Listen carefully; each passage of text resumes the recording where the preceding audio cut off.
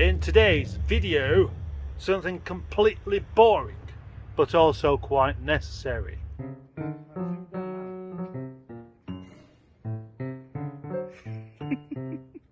In the corner of my lockup I have this mountain of seats, which are gradually going a bit mouldy.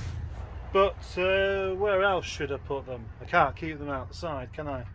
But you see, the trouble is, in this particular lockup, because I no longer keep a car in it, the junk, if you like, is starting to spread, and that's bothering me quite a lot. I'm not capable of multitasking, so I have things I do and everything else around me I'm completely blind to. That's how it works.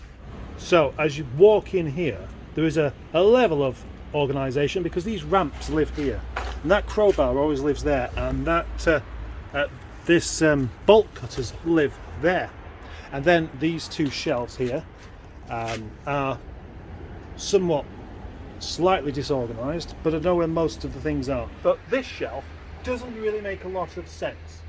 I've got my orbital buffer at the top of there, which is fine, that lives just there, and yeah, the rest of this is just kind of, it's just stuff bunged on there. So when I want something I have to go looking for it, and the problem is, that's the organised part. My workbench, obviously the kettle lives there, the vice is clamped down, the cup of tea lives there until I drink it, and then another one arrives. The soldering iron lives there, my multimeter always lives there, and so does the tape and the pens and stuff, and that lamp is clamped to the metal shelf there. But then it starts to become a bit more kind of chaotic, more and more so as we go further along the bench, until we get to the point where I can't use this stuff over here anyway. That is because the mountain of chairs, seats start, but it doesn't just start there, it extends over here and ends up there, and then there's bits over here as well, which is all just a bit too much. So just down here, bits of carpets and door trims and a Rover 800 door, and then some other bits, and then 3-4 more shelves over there, all kind of almost out of use. What I mean is I don't even know what's on there half of the time. So this is the day where it all stops and I start to get myself, what's that word that means organised? Organised. Right, cue the music.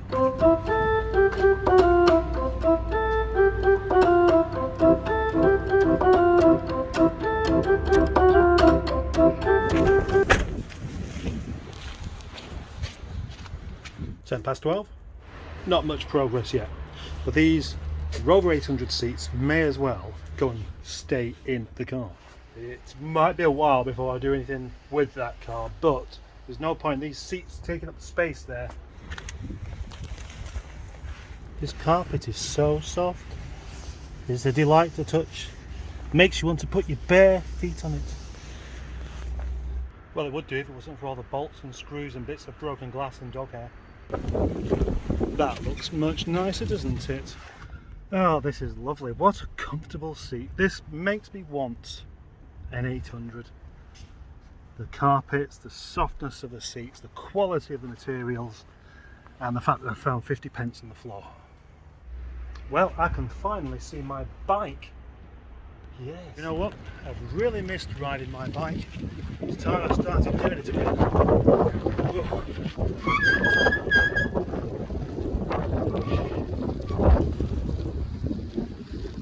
Oh. Oh.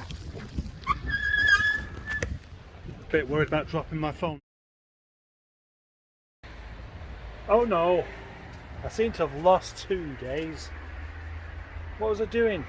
Tidying up. I was trying to tidy up and I got distracted by cars, people, etc. So let's get back to this, because I've tidied my bike there, which is basically the same as just moving it from one place to another. Is having my bike there tidier than having it over there leant against that door? No, it's not, especially when it's been there for 3 days. And as far as progress is concerned, it's actually got worse, not better. Possibly. Although I'll just get into this corner down here, because I want to be able to use this space over here. I'm down in the very far corner. A place I've not been to for quite a long time. Whoa, it's wobbling. I'm going to be clearing this up sometime soon. Maybe even today. The problem with corners like this in mouse infested lockups is you just don't know what you're going to find when you start digging away.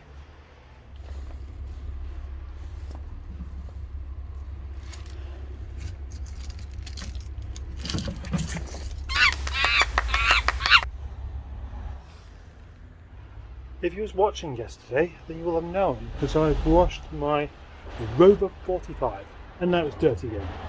I just wish I had a jet wash, but I have found this. Almost the same thing.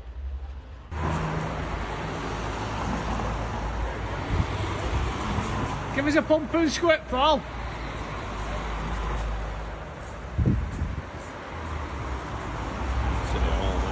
You may well laugh, chaps, but surprisingly effective at removing salt.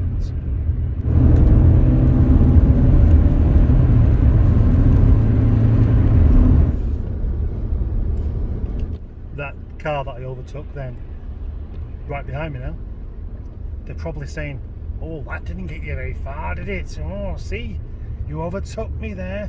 There's no need to, because I'm in the same place as you. It's a Toyota, by the way. Could be any car, really, that. Very generic looking. Well, it did get me somewhere. It got me in front of that car. And that car was doing about 35 miles per hour along a 50 limit. And that's frustrating. So I got beyond a frustrating situation. That is most definitely getting somewhere. Thank you. Yep, my ABS works. The road's just gone incredibly slippery all of a sudden. I prefer this to the being full of salt everywhere personally. Got to adjust your driving, whereas salt adjusts your chassis integrity. Snotty stuff absolutely everywhere. And I cleaned my car yesterday. Not good enough. I want to complain. But I'm British, and British don't... Yes, they do complain actually, don't they? They complain about everything, but they don't really like to do anything else besides they like to complain, but they don't like to take action. That's the British way. Yep. I wonder if, when naming the Nissan Duke, they actually meant Duke, but didn't realise it was spelt with a D rather than a J. Thought that quite a lot actually. Maybe it's to do with the shape of it. Duke box, because it's not a boxy shape. It's just a really weird shape, isn't it? But at least it is a different shape.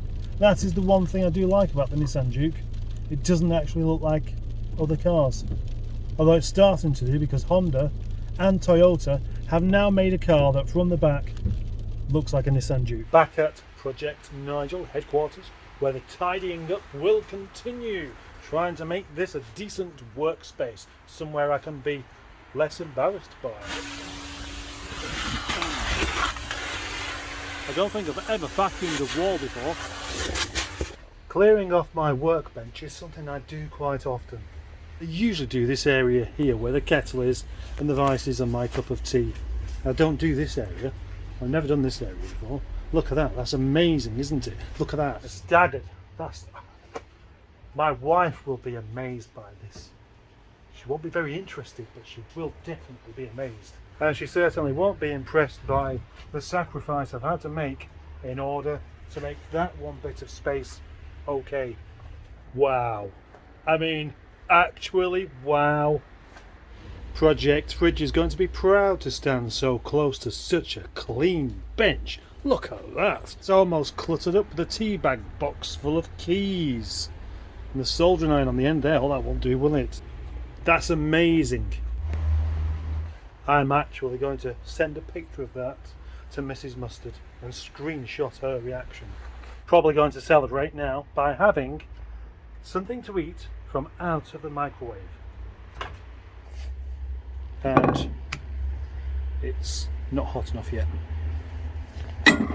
What kind of title can I give a video like this? I used to have what I called a non-video, and I did a non-video playlist. But after a while I thought, there's still videos, aren't they? People are still watching them, so that doesn't really sound right.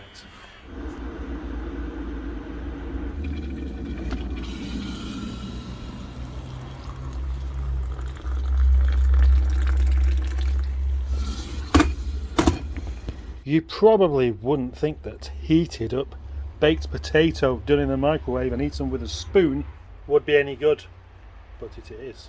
It's very nice. Now I'm going to face the difficult decision of what to do with this empty bench, because if I just fill it back up again, it won't be an empty bench, and I like seeing it empty. But having an empty bench is essentially pointless, isn't it?